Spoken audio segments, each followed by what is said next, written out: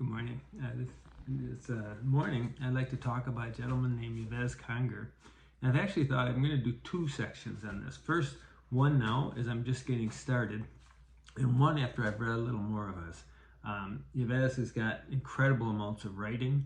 He's considered one of the major theologians, and I've never studied or know much about him. So, this gentleman was born in 1904, and then he was in France. And when he's 17, he goes into the seminary, and eventually he'll become a Dominican priest. So from there, in the 1930s, he gets very interested in an area called ecumenism. You may not know what that word means. It's one of those church words. But it's basically the idea of discussion between denominations and like bringing all Christians together. That kind of force of unifying would be ecumenism. And it's considered one of the real cool things to be doing. But in the 1930s, when he was pushing this, the conservatives in the church were not too enthused about this at all. They wanted to consider any Protestant to be like a heretic. You know, they're not a heretic. And he considered him more like a separated brother. And that's a very big difference in viewpoint. But what happens is the war breaks out and he gets arrested by the Germans and spends time in a camp from, I think it's 1940 to 1945. And so he's doing ministry within a camp, but he's basically a prisoner for all that time. And he considered it a real beneficial time for his theology, of like stewing over what does this all mean, and talking with people who had an incredibly different view of Catholics than most of us have a view of ourselves. And then as he went on from there, he started writing about the early church, and they studied the history of the church a lot. And it's fascinating. Not so fascinating that it's always been perfect, but the fascinating in the fact that it's always had error, and it has a progression of rising above these issues and these problems. And he certainly saw that bringing together of the churches is one of those problems yet to be solved.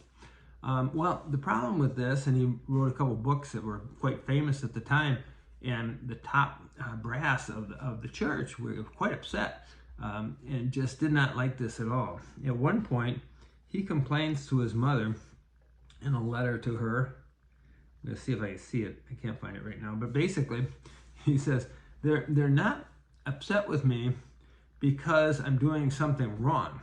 They're upset with me because I'm saying something they do not want to hear.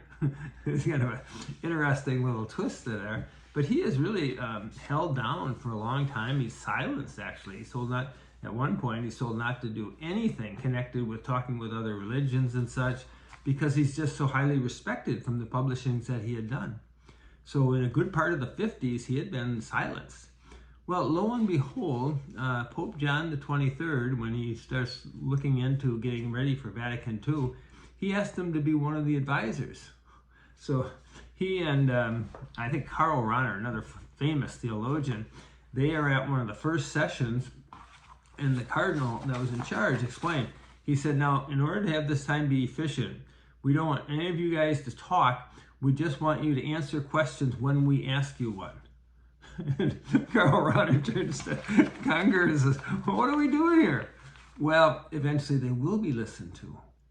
And some of the things that have been suppressed become the very new teachings of the church in Vatican II. And this openness, this more spiritual, clean way of just kind of bringing everything together is just a fascinating thing. Now, I can't tell you a lot about Congar, but I can tell you that after the Vatican II, he was held up in extremely high esteem. As opposed to being silenced, he was a major speaker and author and such like that. I've got two books I'm going to be reading. One is called I Believe in the Holy Spirit. You can see a little bit of the thickness of this, and it's actually a collection of 3 books. And he also has a book talking about my Journal of the Council. I know that's backwards, but so I have a lot of reading to do. So it might be a while before I do my second time. But it's real fascinating to know that how well we are received in what we say isn't at all related to how good what we say is. And it gives us a feeling of, if we can hold to the concept of being together, in the end, it'll work. And I think all of like our faith stuff is a part of bringing us together, whether that's bringing us together in our marriage, our family, our friends, our community, or our church. But it's in everything that we are called to come together. And I think Yves, if I say his name right, Yves Congar, that can help lead us in that direction. It was fascinating that Pope John Paul II, who was considered fairly conservative, he made him a cardinal. And he did this in his older age. He had, Yves Congar ran into some physical disease issues in the mid-80s.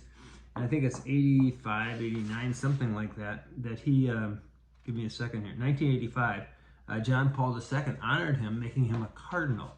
Not so much to make him in charge of an area, but more to give honor to the work he had done. John Paul II himself went out did the most going out to so many countries. And this going out and this coming together, clearly, that's a good thing. We need to go out and we need to come together. I'll have to work on that.